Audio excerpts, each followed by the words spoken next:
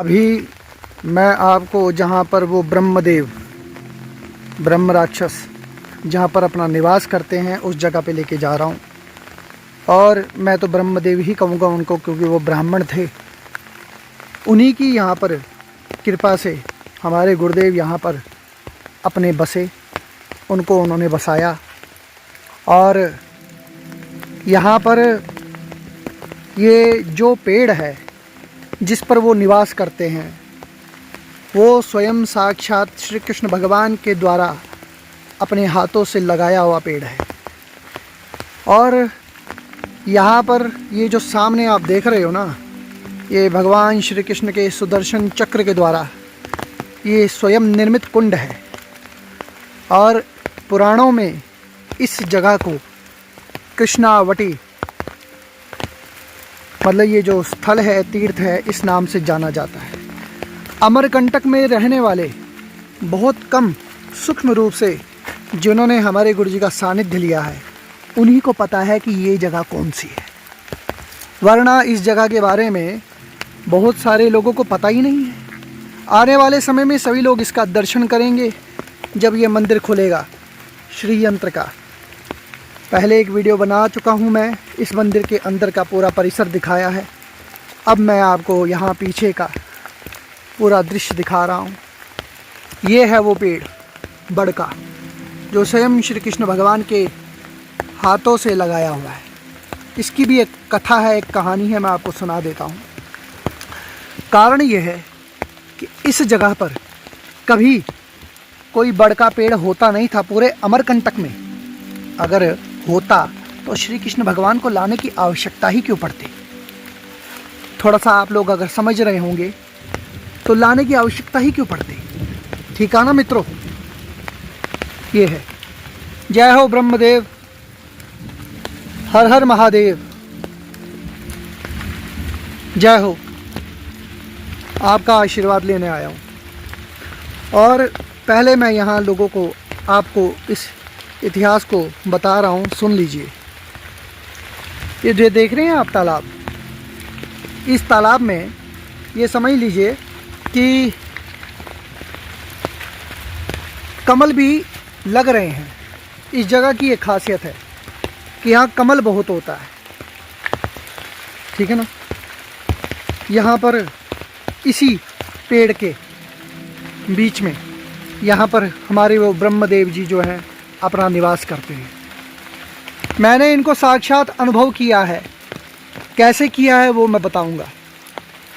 ये जो वृक्ष है, इस वृक्ष के आगे ये जो कुंड है, जब द्रौपदी जी वट सावित्री का व्रत करना चाहती थी तो उन्हें बड़ का पेड़ तो मिले ना।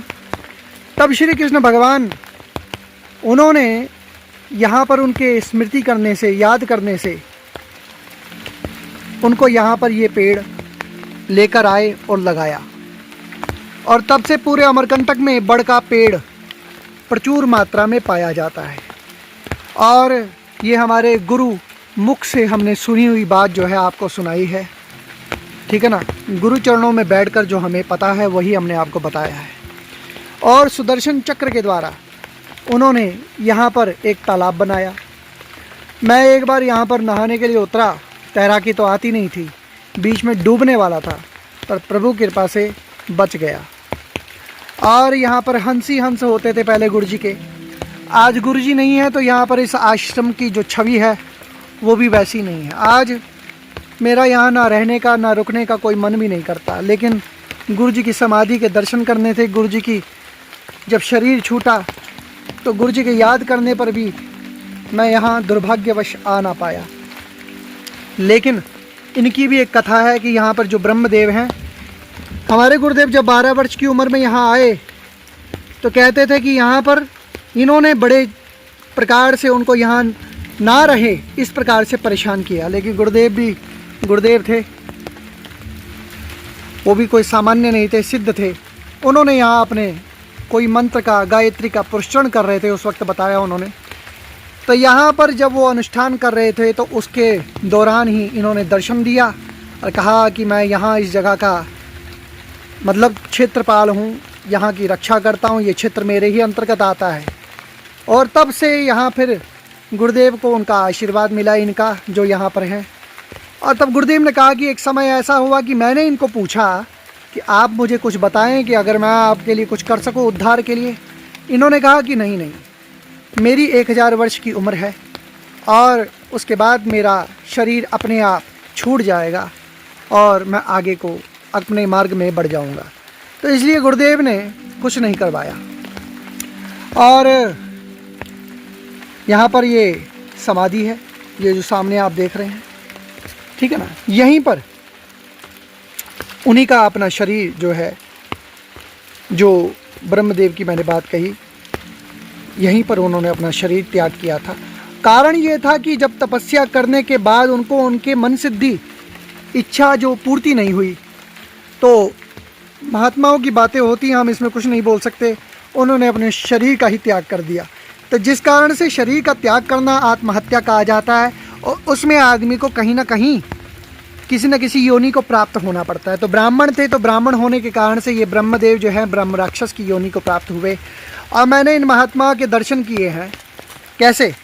रात्रि में जब मैं सोता था तो रोज़ छत में, आश्रम के अंदर कमरे में रोज़ छत में चलने की आवाज़ आती थी, खड़ाऊ पहन के कोई चल रहा है। और ये बात कुछ दिनों तक चली। तब गुरुदेव से मैंने पूछा, तब उन्होंने बताया कि ये कौन है। इस जगह पे बैठ के मुझे ध्यान लगाने को कहा, तो बड़ा ही अच्छा ध्यान लगा। सिद्ध महात्मा है, आज भी दर्शन देते हैं, जो जिसका जैसा पात्र होता है वैसा ही उसमें भोजन मिलता है।